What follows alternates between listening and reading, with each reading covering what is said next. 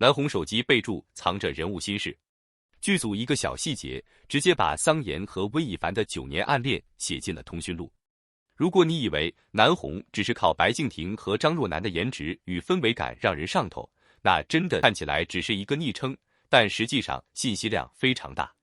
因为霜降并不是温以凡普通意义上的名字，而是属于2个人之间的特殊称呼。通常来说，一个人什么时候会给另一个人使用这种特殊备注？答案很简单，足够熟，足够在意。而且这个名字并不是随便一个同学都能拥有的。所以高中时期的桑延其实早就已经把温以凡放进了一个和其他人完全不同的位置。他嘴上可能什么都不说，甚至还要装得若无其事，但他的手机已经替他说出了答案。温以凡不是通讯录里普通的一个名字，他是温霜降。可是最让人难受的地方也恰恰发生在后来。2个人走散之后，温以凡彻底失去联系，桑延等不到他，也不知道他在哪里，更不知道他什么时候会回来。当一个人从每天都可能出现的身边人变成多年没有消息的旧人时，最先改变的往往不是感情，而是称呼。所以到了大学时期，桑延手机里的备注从温霜降变成了温以凡。看到这里，很多观众可能只会觉得被注改了而已，但其实这可能是桑延情绪变化最直观的一种表达。曾经的温霜降代表的是亲近，是少年时期没有说出口的特殊，而温以凡听起来就像是在告诉自己，他只是温以凡，只是一个曾经认识的人，只是一个已经离开自己生活的人。名字越普通，反而越让人心疼，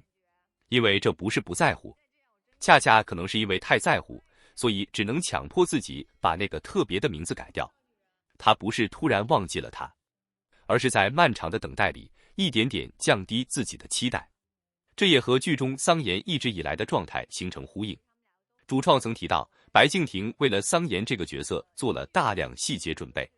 包括人物重逢初期服装颜色偏黑，因为桑延还没有完全走出当年被拒绝后的失落。随着温以凡重新介入他的生活，他的服装色彩也逐渐变亮。所以你再回头看温霜降变成温以凡，就会发现他其实和服装一样，都是人物心理变化的视觉化表达，一个藏在衣服里，一个藏在手机里。而温以凡这边同样藏着一个非常扎心的细节，他手机里给母亲和伯母的备注都是完整的姓名，不是妈妈，不是伯母，而是冷冰冰的名字。这一点真的非常细，因为通讯录其实是一个非常私人的地方。当我们给一个人备注妈妈的时候，表达的不只是身份，而是一种关系。可当这个称呼消失，只剩下完整姓名的时候，意味着这个人在他心里的位置已经发生了变化。他们拥有相同的血缘关系，但是情感上的距离却已经远到像陌生人。这也是为什么这个细节看起来越普通，越让人觉得难受。因为温以凡并不是在手机里讨厌他们，他只是已经不知道该用什么称呼去面对他们。而工作人员还特别提到，在高中时期，温以凡刚刚被送到伯母家时，他手机里曾经把对方备注成妈妈。这个变化就更加明显了，从妈妈到完整姓名，短短几个字，却像是把一个女孩从期待到失望，再到彻底放下的过程全部压缩了进去。这就是南哄最厉害的地方，他没有一直告诉你温以凡到底有多痛苦，他只是让你在一个通讯录备注里自己发现答案。而如果说桑延和温以凡的备注体现的是爱情，那么钟思乔的微信置顶体现的就是友情。在温以凡的微信通讯录里，钟思乔一直被置顶，这个细节看起来甚至有点普通。可是对于一个现代人来说，微信置顶意味着什么？意味着你不想错过这个人的消息，意味着他发来的信息你希望第一时间看到，意味着在那么多聊天框里，他永远拥有一个特殊位置。所以钟思乔在温以凡心里的位置其实从来没有动摇过。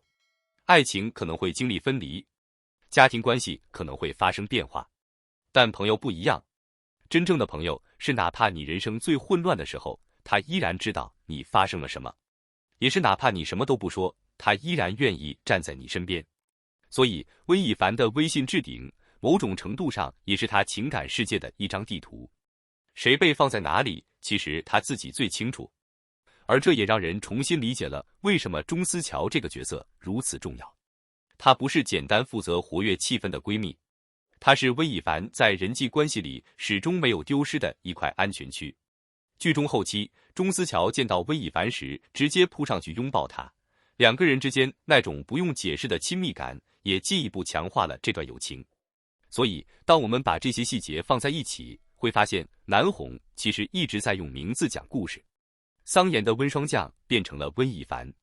温亦凡手机里的妈妈变成了母亲的真实姓名，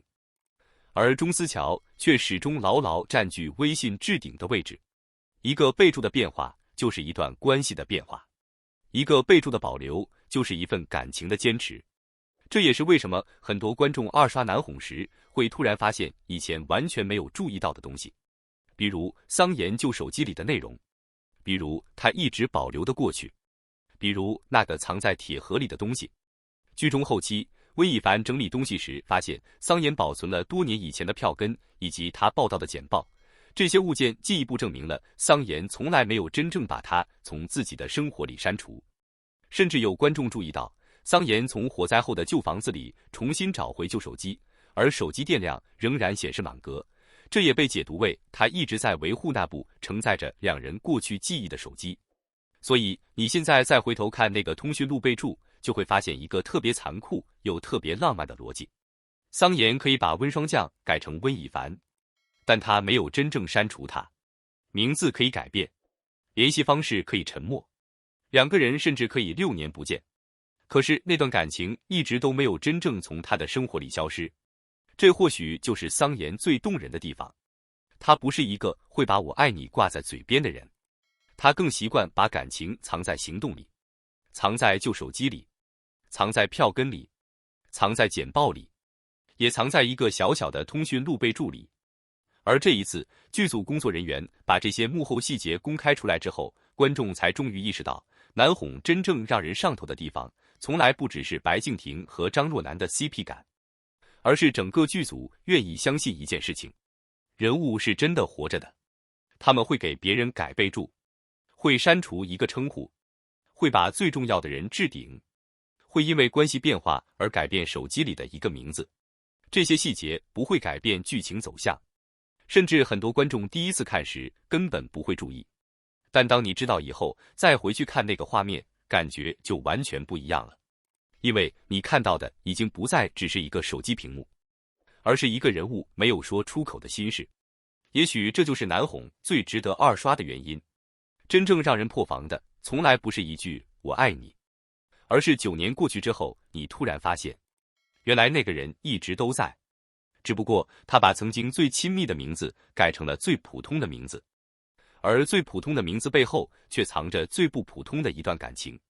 所以，如果下一次你再重刷南红，千万不要只盯着桑延和温亦凡的表情，看看他们的手机，看看通讯录，看看那些不起眼的备注。因为有时候人物嘴里没有说出来的话，手机已经替他们说完了。这也是白敬亭和张若楠饰演的桑延、温亦凡为什么能够让观众如此长时间